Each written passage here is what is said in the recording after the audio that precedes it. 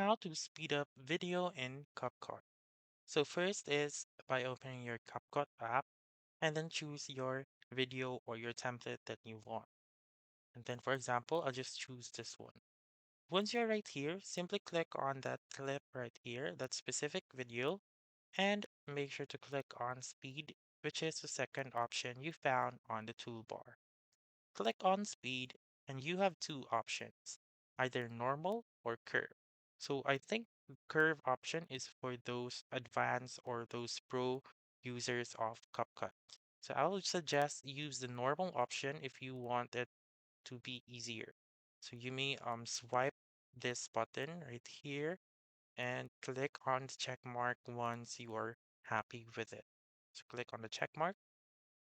And if you also choose curve, you may see the montage, the hero, and etc. You just simply choose one and click on check, and your video now will be sped up. So that's it. That's how you can speed up video in CapCut. So that's all for this video. Let me know in the comments section if this works out for you. For more helpful tutorials like this, please subscribe to our channel and don't forget to click that notification bell. Thank you for watching and have a wonderful day.